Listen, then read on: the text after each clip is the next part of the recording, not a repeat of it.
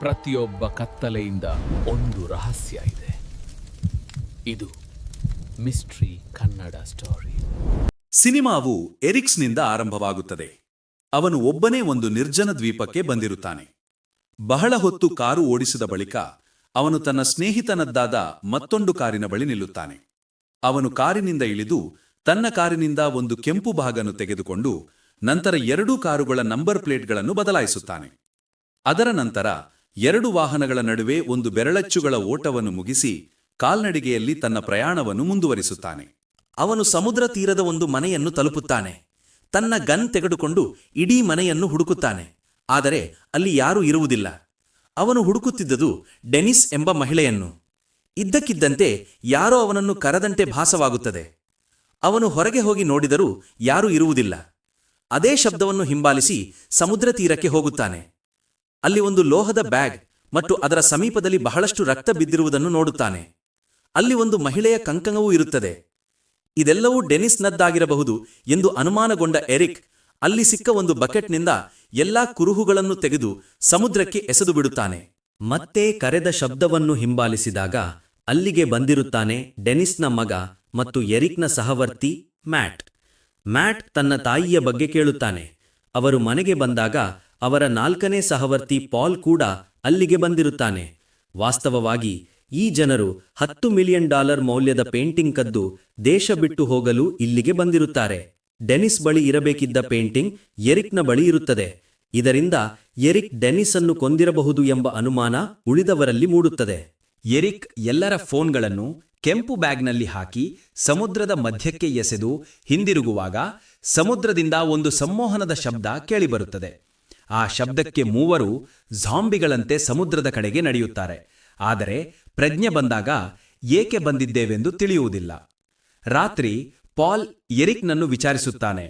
ಈ ಮಧ್ಯೆ ಶವರ್ನಿಂದ ಹೊರಬಂದ ಮ್ಯಾಟ್ಗೆ ಎರಿಕ್ ಎಸೆದಿದ್ದ ರಕ್ತದ ಬಕೆಟ್ ಮತ್ತು ಅದರಲ್ಲಿ ತಾಯಿಯ ಕಂಕಣ ಸಿಗುತ್ತದೆ. ಮ್ಯಾಟ್ ಕೋಪಗೊಂಡು ಎರಿಕ್ನ ಮೇಲೆ ಕೂಗಲು ಶುರು ಮಾಡುತ್ತಾನೆ.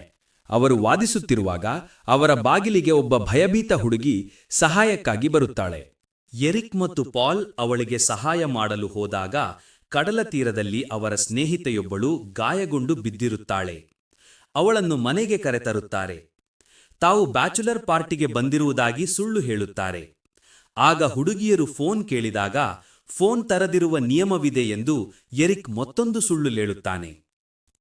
ಪಾಲ್ ಅವರು ಕದ್ದ ಪೇಂಟಿಂಗ್ ಟ್ಯೂಬ್ ಅನ್ನು ಬಚ್ಚಿಡುವಾಗ ಎರಿಕ್ ಎಸೆದಿದ್ದ ಕೆಂಪು ಬ್ಯಾಗ್ ಮನೆಯೊಳಗೆ ಇರುವುದನ್ನು ಕಂಡು ಬೆಚ್ಚ ಬೀಳುತ್ತಾನೆ. ಎರಿಕ್ ಮೋಸ ಮಾಡುತ್ತಿದ್ದಾನೆಂದು ತಿಳಿದ ಮ್ಯಾಟ್ ಅವನಿಗೆ ಹೊಡೆಯುತ್ತಾನೆ. ಎರಿಕ್ ಹೇಗೋ ಸಮಾಧಾನ ಮಾಡಿ ರಾತ್ರಿ ಕಳೆಯುವಂತೆ ಹೇಳುತ್ತಾನೆ. ಅವರು ಆಟವಾಡುತ್ತಿರುವಾಗ ಲೈಟ್ ಆಫ್ ಆಗುತ್ತದೆ.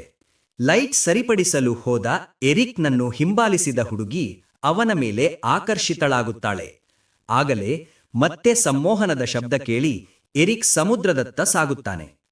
ಪ್ರಜ್ಞೆ ಬಂದಾಗ ಸಮುದ್ರ ತೀರದಲ್ಲಿ ಮಾನವ ದೇಹದ ಭಾಗಗಳು ಬಿದ್ದಿರುವುದನ್ನು ನೋಡುತ್ತಾನೆ. ಆಗ ಹುಡುಗಿ ಅವನ ಮೇಲೆ ಗನ್ ತೋರಿಸಿ ನನ್ನ ಸ್ನೇಹಿತೆಗೆ ಏನು ಮಾಡಿದೆ ಎಂದು ಕೇಳುತ್ತಾಳೆ. ಅವರು ಮನೆಗೆ ಬಂದಾಗ ಹುಡುಗಿ ನಕ್ಷೆ ಹುಡುಕುತ್ತಿರುತ್ತಾಳೆ. ಎರಿಕ್ ಗನ್ ತೋರಿಸಿದಾಗ ಮತ್ತೆ ಸಂಮೋಹನದ ಶಬ್ದದಿಂದ ಎರಿಕ್ ವಿಚಲಿತನಾಗುತ್ತಾನೆ. ಆಗ ಹುಡುಗಿ ಅವನ ಎದೆಗೆ ಚಾಕು ಇರಿಯುತ್ತಾಳೆ. ಪಾಲ್ ಅವನ ಕಿವಿಯಲ್ಲಿ ಟಾಯ್ಲೆಟ್ ಪೇಪರ್ ಇಟ್ಟು ರಕ್ಷಿಸುತ್ತಾನೆ. ಮ್ಯಾಟ್ಗಾಗಿ ಹೊರಗೆ ಹೋದ ಎರಿಕ್ನನ್ನು ಒಂದು ಅದೃಶ್ಯ ಶಕ್ತಿ ಸಮುದ್ರಕ್ಕೆ ಎಳೆದು ಮುಳುಗಿಸುತ್ತದೆ. ಪಾಲ್ ತನಗೂ ಇದೇ ಗತಿ ಬರದಿರಲೆಂದು ಪೇಂಟಿಂಗ್ ತೆಗೆದುಕೊಂಡು ಮನೆಯ ಕಂಬಕ್ಕೆ ತನ್ನನ್ನು ತಾನೇ ಬಿಗಿಯಾಗಿ ಕಟ್ಟಿಕೊಳ್ಳುತ್ತಾನೆ. ಬೆಳಗ್ಗೆ ಪಾಲ್ನ ಫ್ಲಾಶ್ ಬ್ಯಾಕ್ನಲ್ಲಿ ಅವನು ಎರಿಕ್ನ ಫೋಟೋ ಕೊಟ್ಟು ಪೊಲೀಸರಿಗೆ ಮೊದಲೇ ಮಾಹಿತಿ ನೀಡಿದ್ದನೆಂದು ತಿಳಿಯುತ್ತದೆ. ನಂತರ ಸಮುದ್ರದ ಮಧ್ಯದಲ್ಲಿ ನಿಂತಿದ್ದ ಆ 3 ಹುಡುಗಿಯರು ಹಾಡು ಹೇಳಿ ಪಾಲ್ನನ್ನು ಸಂಮೋಹನಗೊಳಿಸಿ ನೀರಿನೊಳಗೆ ಎಳೆದು ಮುಳುಗಿಸುತ್ತಾರೆ. ಅವರು ಕೇವಲ ಹುಡುಗಿಯರಲ್ಲ, ಆದರೆ ಜನರನ್ನು ಮುಳುಗಿಸುತ್ತಿದ್ದ ಮತ್ಸ್ಯಕನ್ಯೆಯರು, ಮರ್ಮೇಡ್ಸ್ ಎಂದು ತಿಳಿಯುತ್ತದೆ. ಕೊನೆಯಲ್ಲಿ ಬದುಕುಳಿದ ಡೆನ್ನಿಸ್ ಗಾಯಗೊಂಡು ಮನೆಗೆ ಬಂದು ನೋಡಿದಾಗ ಕದ್ದ ಪೇಂಟಿಂಗ್ ಗೋಡೆಯ ಮೇಲೆ ನೇತಾಡುತ್ತಿರುತ್ತದೆ. ಇದ್ದಕ್ಕಿದ್ದಂತೆ ಅದೃಶ್ಯ ಶಕ್ತಿಯು ಡೆನ್ನಿಸ್ನನ್ನು ಸಮುದ್ರಕ್ಕೆ ಎಳೆದು ಮುಳುಗಿಸುತ್ತದೆ. ಪೋಸ್ಟ್ ಕ್ರೆಡಿಟ್ನಲ್ಲಿ ಆ ಪೇಂಟಿಂಗ್ ಮತ್ಸ್ಯಕನ್ಯೆಯರದಾಗಿರುತ್ತದೆ ಮತ್ತು ಈ ಕಳ್ಳರೆಲ್ಲರೂ ಈಗ ಆ ಕಥೆಯ ಭಾಗವಾಗಿದ್ದಾರೆ ಎಂದು ತೋರಿಸುವುದರೊಂದಿಗೆ ಚಲನಚಿತ್ರ ಕೊನೆಗೊಳ್ಳುತ್ತದೆ. ಅವರು ಕೇವಲ ಹುಡುಗಿಯರಲ್ಲ, ಆದರೆ ಜನರನ್ನು ಮುಳುಗಿಸುತ್ತಿದ್ದ ಮತ್ಸ್ಯಕನ್ಯೆಯರು ಮರ್ಮೇಡ್ಸ್ ಎಂದು ತಿಳಿಯುತ್ತದೆ. mystery. ಪ್ರತಿಯೊಂದು ಕತ್ತಲೆಯಲ್ಲಿ